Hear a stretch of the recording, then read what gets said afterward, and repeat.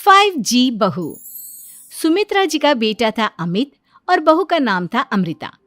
सुमित्रा जी की बहू की बातें सुनकर ऐसा लगता था कि जैसे वो बहुत इंटेलिजेंट है, क्योंकि उससे कभी भी कोई भी सवाल पूछो फट से जवाब दे देती थी।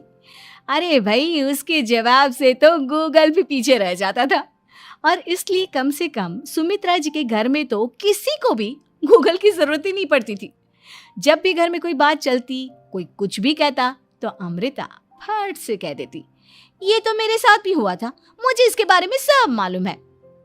एक दिन सुमित्रा जी अमित और अपनी बहू अमृता के साथ अमित के बुआ जी, फूफा जी यानी कि मुकेश और उर्मिला जी के यहाँ पर मिलने के लिए गए। अरे बहुत अच्छा किया अमित बेटा, इतने दिनों के बाद आए हो तुम। हाँ सुमित्रा भाभी, कभी तो आ जाया करिए अपने बच्चों को लेकर।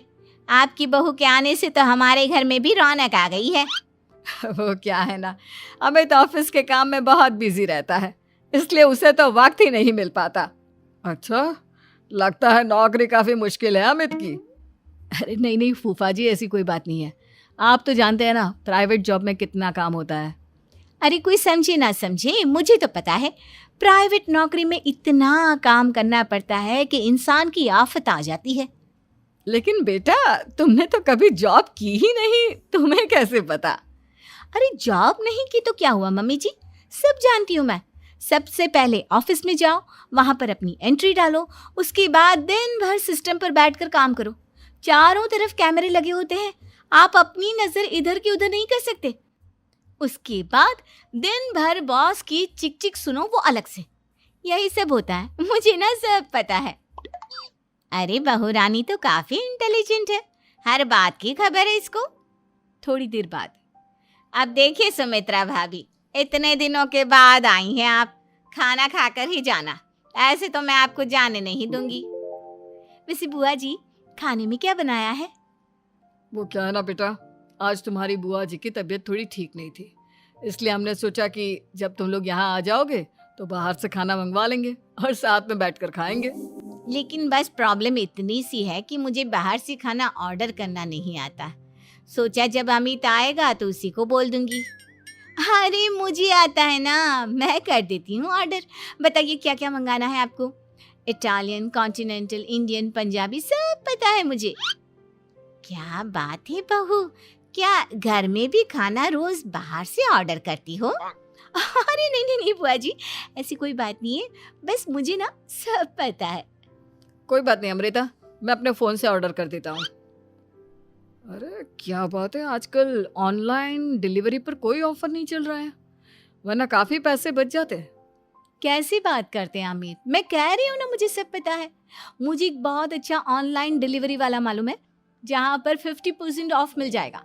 और आज तो वैसे भी फ्राइडे है ना, फ्राइडे को तो उस पर 50-70% ऑफर मिलता ही मिलता है।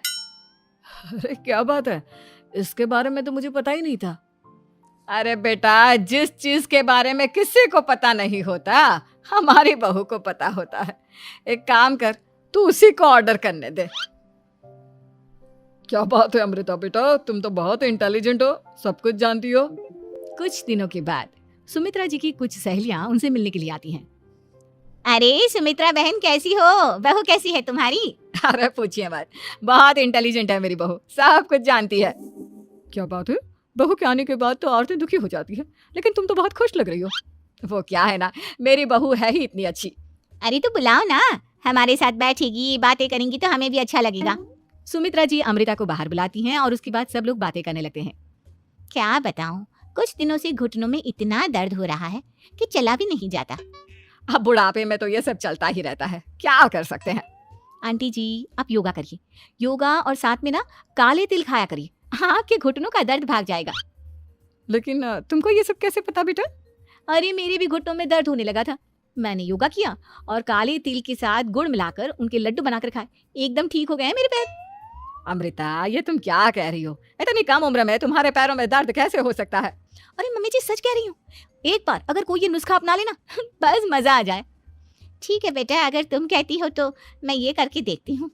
मुझे सब पता है आंटी जी, ये मेरे साथ हो चुका है, इसीलिए तो बता रही हूँ मैं आपको, ऐसे नहीं बताती किसी को। कुछ दिनों के बाद अमित अमृता को अपने दोस्तों के साथ घूमने के लिए ले जाता है। क्या यार, क्या जिंदगी हो गई है। सारा दिन ऑफिस का काम करते रहो, अपनी हेल्थ पर तो ध्यान ही नहीं दे सकते। अरे क्यों नहीं दे सकते अपनी हेल्थ पर ध्यान? सब दे सकते हैं। इंसान चाहे तो कुछ भी कर सकता है। क्या बात है भाभी, आप इतनी श्योरिटी के साथ कैसे कह सकती हैं? अरे आजकल ना एक से एक एप्लीकेशन है मार्केट में, और जानते हैं उसमें कुछ एक्सरसाइज तो ऐसी बताते हैं जिन्हें आप अपने ऑफिस में बैठे बैठे, मेरा मतलब लैपटॉप पर काम करते करते भी कर सकते हैं। अमृता, ऐसी एक्सरसाइज के बारे में तो मुझे भी नहीं पता था, तुम्हें कैसे मालूम? अरे मुझे सब पता है, हर चीज की खबर रखती हूँ मैं, जानते हैं ना आप। लेकिन ऐसी कौन सी एप्लीकेशन है और ऐसी कौन सी एक्सरसाइज है भाभी? एक मिनट, मैं आपको अपने मोबाइल में दिखाती हूँ। अरे वाकई में भाभी तो सही कह रही हैं। देखो यार, इसमें कितनी अच्छी एक्सरसाइज दिखाई गई है। अपनी चेयर पर बैठे बैठे एक्सरसाइज भी कर लो, काम भी और हेल्थ भी। वाह भाभी वाह, मजा आ गया। लेकिन अमृता, तुम्हें इस बारे में कैसे पता? अब मेरे साथ जो चीज हो चुकी है उसके बारे में तो मुझे पता होगा ही ना अमित। मतलब तुम कब ऑफिस में काम करने गई जो तुमने ऑफिस करते करते एक्सरसाइज की? मैं जो किचन में काम करती हूँ अमित, घर के काम, वो किसी ऑफिस के काम से काम है क्या? बस मैं भी वो सब करते करते इनमें से कुछ एक्सरसाइज ट्राई कर लेती हूँ, इसीलिए मुझे सब पता है। सही है यार, तुम तो बहुत इंटेलिजेंट हो। कुछ दिनों के बाद, ये क्या है? एक दोस्त ने मेरे साथ एक मजाक किया है, लेकिन समझ में ही नहीं आ रहा। अरे बेटा, तो अमृता से पूछ लेना, उसके पास कोई ना कोई जवाब जरूर होगा। ठीक कहती है मम्मी जी, मैं सब जानती हूँ। लेकिन अमृता, ये थोड़ा मुश्किल है, सोच लो। मेरे लिए कुछ भी मुश्किल नहीं, दुनिया की कोई भी पहेली हो मैं चुटकी में सॉल्व कर लेती हूँ। अच्छा ठीक है, देखो मेरे दोस्त ने मुझे एक खाली पेपर दिया है और कहा है कि इस पर उसने मेरे लिए कुछ मैसेज लिखा है। अब एक बात बताओ यार, खाली पेपर पर, I mean, जिस पर कुछ भी नहीं लिखा हुआ, उसे मैं कैसे पढ़कर बताऊं?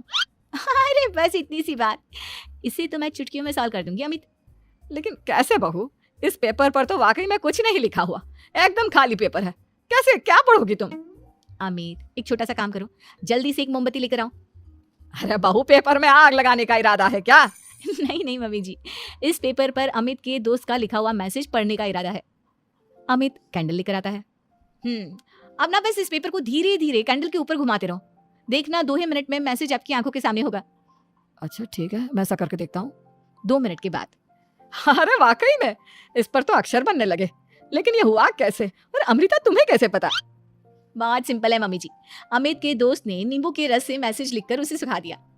अब अगर मैसेज पढ़ना हो ना तो पेपर को आग के सामने ले जाओ और लेटर्स अपने आप उभर कर आ जाते हैं। वाह बहू, लेकिन तुम ये सब कैसे जानती हो? अरे मम्मी जी, जब मैं छोटी थी ना तो अपनी सहेलियों के साथ ऐसे ही गेम खेला करती थी। ये तो मेरे साथ कितनी बार हो चुका है, मुझे सब पता है। थैंक यू यार अमृता, तुम्हारी वजह से हमें कुछ भी सोचने की जरूरत ही नहीं पड़ती, तुम सब कुछ बता देती हो। कुछ दिनों के बाद सुमित्रा जी को अमृता के प्रेग्नेंट होने की खुशखबरी मिलती है और सुमित्रा जी अमृता को डॉक्टर के यहाँ लेकर जाती है। देखिए सुमित्रा जी, आपकी बहू की तबीयत बिल्कुल ठीक है, किसी भी तरह की चिंता करने की कोई जरूरत नहीं है।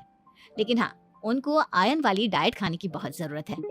ठीक है डॉक्टर साहब, आप बता दीजिए मैं अपनी बहू को क्या क्या खिलाऊं ताकि उसकी तबीयत ठीक रहे और आने वाले बच्चे की भी। अरे मम्मी जी, इसमें डॉक्टर से पूछने की क्या जरूरत है? किशमिश है, अनार है, पालक है, ये सब खाना चाहिए, आयरन का लेवल बिल्कुल बराबर रहता है। अरे वाह, आपकी बहू तो सब कुछ पहले से ही जानती है। ये तो बहुत अच्छी बात है।